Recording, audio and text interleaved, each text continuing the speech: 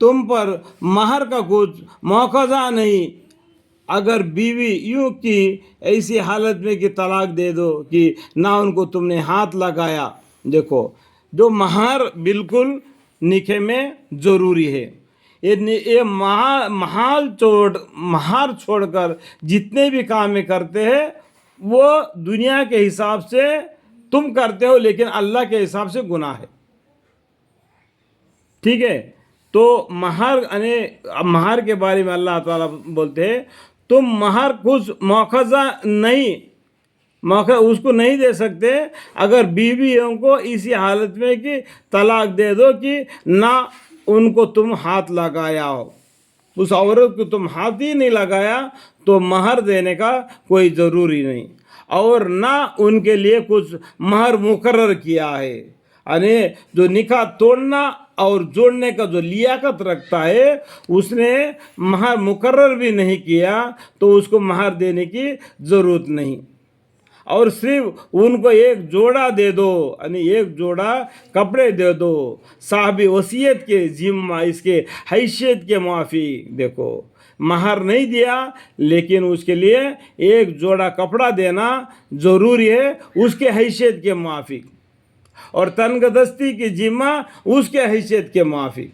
देखो, जोड़ा देना कायदे के मुआफिक वाजिब है, कुछ ही मामला लोगों पर। और अगर तुम उन बीवियों को तलाक दो कबल इसके कि उनको हाथ लगावे और उनके लिए कुछ महर भी मुकर्रर कर चुके थे, तो जितना महर तुमने मुकर्रर किया हो उसका निस्वा वाजिब है, और चौथा हिस्सा उस औरत को देना है।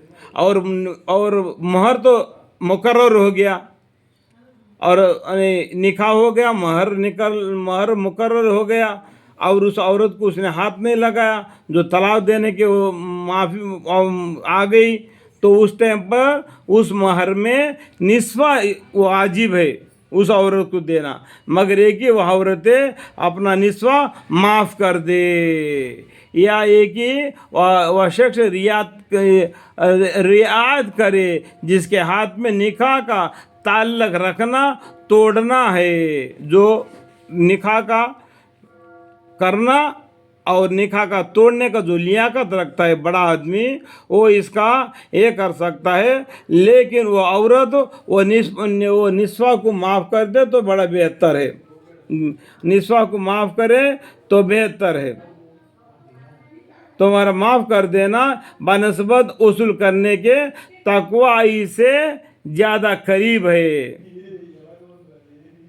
और तुम्हारा माफ़ कर देना बनस्बत वसूल करने के तक़वा से ज़्यादा करीब है। और आपस में एहसान करने से गफलत ना करो, बिलाशक अल्लाह ताला तुम्हारे सब कामों को खूब देखते हैं। इन्ना अल्लाह बिमा तामलून बसीर। यानी जो भी निकाह के बारे में या कुरान में बतलाया गया है उसको 1 से 2-3 मरतबा पढ़कर समझकर बस इस रास्ते पर चलना।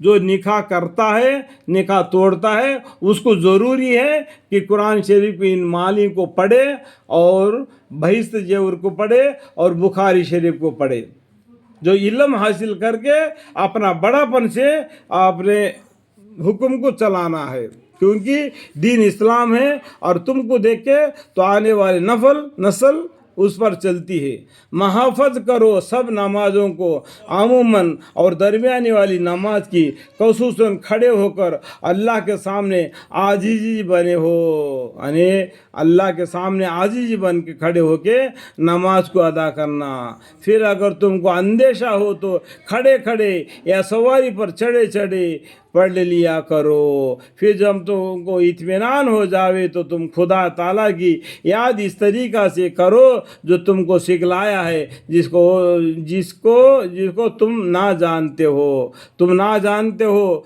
तो नमाज के बारे में तुमको सिखला दिया है। जब लड़ाई के वक्त हो या दुश्मनों के जगह पर खड़े हो, अगर खड़े हो के नमाज पढ़ने में तुमको अंदेशा हो तो कोई दुश्मन तुमको मार सकता है, तो तुम घोड़े पर या ऊंट पर चढ़े चलते चलते भी नमाज पढ़ सकते हैं। फिर जब तो कोई इत्मीनान हो जावे तो तुम खुदा ताला की याद इसी तरीक़ा से करो जो तुमको सिखलाया है, जिसका तुमको ना जानते थे।